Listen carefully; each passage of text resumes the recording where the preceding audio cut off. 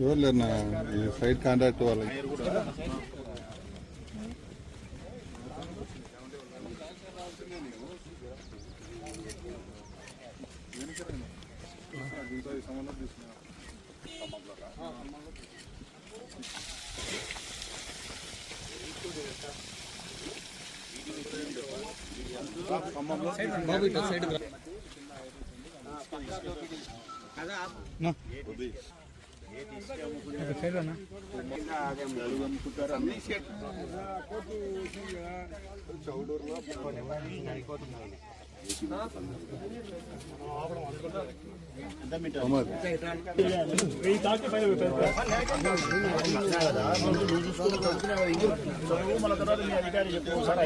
lands in survey number 660 Sadur village adjacent to 619 status quo ఇప్పుడే న్యాయం నా వైపు ఉన్నప్పుడు నేను చెల్లిపోను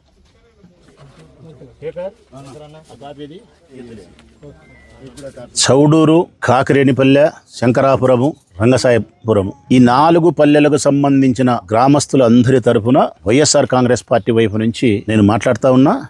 నేను విజ్ఞప్తి చేస్తా ఉన్నా కలెక్టర్ గారికి, సంబంధించినటువంటి రెవెన్యూ అధికారులకు, పోలీసులకు. ప్రస్తుతం మనం చౌడూరు ఏట్లో ఉన్నాం ప్రజలారా.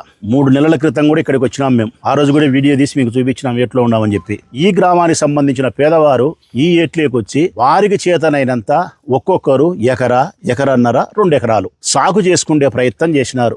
ఈ ఏరును మెల్లిమెల్లిగా 10-15 సంవత్సరాలు కష్టపడే వాళ్ళు సదును చేసి, మట్టి తోలి, బోరేసి, మోటార్లు బిగించి, పైపు లైన్ వేసుకొని, పెట్టుబడులు పెట్టి వ్యవసాయం చేసుకొని 1 ఎకరాలో లేదంటే 2 ఎకరాలలో బ్రతకడం కోసం, పిల్లానికి పిల్లలకు భూ పెట్టేదాని కోసం వ్యవసాయం చేసుకొని బతికినారు. 50 సంవత్సరాలు జరిగిన తర్వాత ఈ తెలుగుదేశం పార్టీ అధికారంలోకి వచ్చిన తర్వాత నంద్యాల వరదరాజిరెడ్డి కుమారుడు కొండారెడ్డి వీరు ఇరువురు కలిసి ఇక్కడ ఒక అభివృద్ధి కార్యక్రమం పేరుతో ఇసుక దోపిడీకి తెరదీసినారు.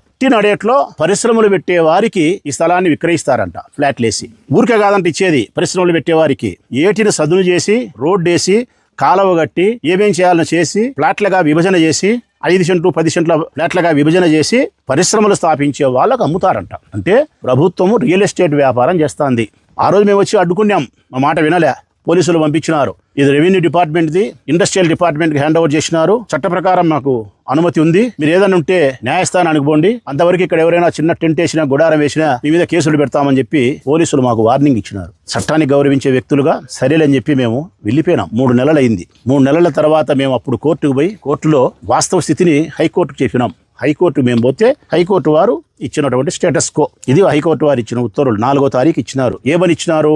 మీరు సహజమైనటువంటి న్యాయానికి కూడా ప్రయత్నం చేయలేదు. రైతుల పట్ల సహజమైన న్యాయం అంటే వారికి నోటీసులు ఇవ్వడం కానీ, వారి వాదన వినడం కానీ, వారికి నష్టపరిహారం చెల్లించే విషయంలో కానీ, వారికి ఉండబడిన సామాన్లు తీసుకునేదానికి అవకాశం కల్పించే విషయంలో కానీ, ఏ విషయాలకు సహజమైన న్యాయానికి కూడా మీరు ఆస్కారం ఇవ్వకుండా, మీరు ల్యాండ్ అక్విజిషన్ చేసుకునే విధానాన్ని కూడా ప్రాపర్ ఛానల్ ద్వారా మీరు పోకుండా మీ ఇష్టానుసారం చేసినారు. కాబట్టి యథాతథంగా ఆ భూమిని ఉంచండి రైతులకు. హైకోర్టు వారు తిరిగి మళ్ళా న్యాయ విచారణ జరిగి ఉత్తర్వులు ఇచ్చేంత వరకు అందులో ఏ కార్యక్రమాన్ని చేపట్టరాదు. రైతులు వారి వ్యవసాయాన్ని చేసుకుంటారు, ఎట్టుండేది అట్నే ఉంటుంది అని చెప్పి ఇచ్చిన స్టేటస్ కో. మా అడ్వకేట్ కూడా పవన్ రెడ్డి, మీది అమరావతిలో మేము వేసినాం. మా అడ్వకేట్ శేఖర్ రెడ్డి, ప్రొద్దుటూరులో పవన్ చూస్తారు, పవన్ గారు. ఇప్పుడు మేము ఆర్డర్ తీసుకొని ఇక్కడికి వచ్చి సంబంధించిన అధికారులకు ఇచ్చినాం. వారు ప్రభుత్వ అధికారులు కాబట్టి నంద్యాల వరదరాజిరెడ్డి, కొండారెడ్డి ఇసుక దోపిడీకి సహకరించకుండా ప్రభుత్వం యొక్క నిబంధనలకు లోబడి హైకోర్టు ఉత్తర్వులను శిరసావహించి ఈ పని ఆపుదల చేయాలని కోరుతున్నాం. కలెక్టర్ గారికి కూడా విన్నవిస్తున్నాం.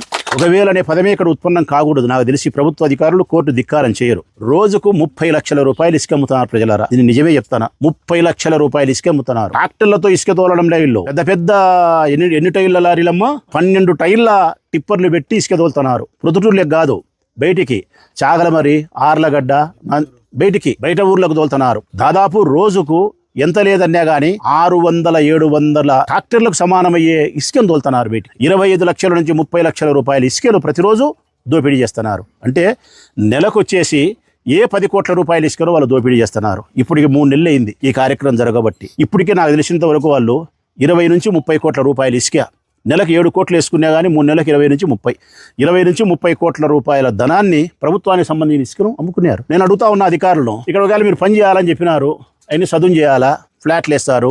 ఆ సదును చేసే క్రమంలో అక్కడ ఉండే ఇసుకను తొలగించాలా, తొలగించిన ఇసుక నంద్యాల వరదరాజిరెడ్డికి చట్టం ఉందే? నంద్యాల వరదరాజిరెడ్డి కుమారుడు కొండారెడ్డి అమ్ముకోవచ్చని చట్టం ఉందే? లేకుంటే వాళ్ళ ఫాలోయర్ వాళ్ళ మనిషి వాళ్ళకి సేవ చేసి పెట్టి 40 పైసలు 30 పైసలు బాగా తీసుకుంటే మహేశ్వర్ రెడ్డి అమ్ముకునే అవకాశం ఉందే? ఇది ప్రభుత్వానికి సంబంధించిన ఇసుక. ఇందులో ఇసుకను పక్కకు తొలగించి డంప్ చేసి మీ కార్యక్రమం చేసుకోవాలా. మరి ఇక్కడ డంప్ చేయాల్సిన ఇసుకను బయటకు ఎట్లా పోతుంది? రెవెన్యూ అధికారులను అడుగుతానా, సంబంధించిన ఏపీఐసీసీ వాళ్ళని అడుగుతానా, ఇసుకంతా ఎక్కడికి పోతుంది? నిద్రపోతున్నారా మీరేమన్నా? ఈ కార్యక్రమం అయిపోయే లోపల ఈ 4 గ్రామాలకు మంచినీళ్ళు ఉండకూడదు. ఈ 4 గ్రామాల నుండి ఈ రైతులు వ్యవసాయం చేసుకునే వాళ్ళు బికార్లు అయిపోవాలా. ఈ పని అయిపోయే లోపల మీరు మాత్రం 100 కోట్లకు ధనవంతులు కావాలా. ఇండస్ట్రియల్ వారు చేసే ప్రయోజనం పరిశ్రమలు ఎవరు పెట్టారు? ఒకవేళ ఎవరైనా పరిశ్రమ పెడతాడో ఒకసారి టెనిక్ చూసుకోండి. ఎవరో కాదో ఏటికి నీళ్ళు వచ్చే దాంట్లో వచ్చి పడవు పరిశ్రమలలో. ఇలా పరిశ్రమ ఏనా కొడుకున్నా పరిశ్రమ పెడతాడా? బుద్ధినటోడు పరిశ్రమ పెడతాడా? వీళ్ళు పరిశ్రమలు పెట్టమని నేను చూసా. ఎవడు పెడతాడో? ఒక్కడు పెట్టాడు పరిశ్రమ. ఈ రోజు నుంచి ఇక్కడ పని ఆపుదల చేయాలా. ఒక్క ట్రాక్టర్ ఇసుక బయటకు పోతే మేము ఇక్కడ 3 షిఫ్ట్లు డ్యూటీ చేస్తాం. 8 గంటలు గుడారం వేసి డ్యూటీ చేస్తాం. ఎవరైనా సరే ఇసుక తీసుకపోతే మాత్రం కంప్లైంట్ చేస్తాం. కంప్లైంట్ను పోలీసులు పట్టించుకునే అధికారులు ఆపకపోతే మేము ఆపుతాం. మేము ఆపినప్పుడు గొడవ జరుగుతుందంటే ఆ గొడవకు కారణం మేం కాదు. ధనదాహంతో ఇసుక దోపిడీ చేసే వాళ్ళు కారకులవుతారు. వాళ్ళు చేస్తారనే కానీ వాళ్ళు నిరోధించకుండా ఉండే అధికారులు తప్పవుతుంది.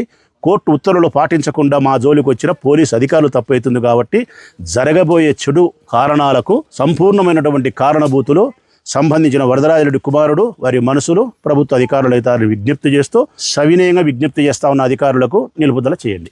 మీ వివాహాది శుభకార్యములకు, పుట్టిన రోజులకు, మీటింగులకు అత్యాధునిక సదుపాయాలతో ప్రొద్దుటూరు వాసవి సర్కిల్ వద్ద నుంచి అతి సమీపాన మీకు అందుబాటు ధరలలో happy banquet AC function hall మీకు స్వాగతం పలుకుతుంది.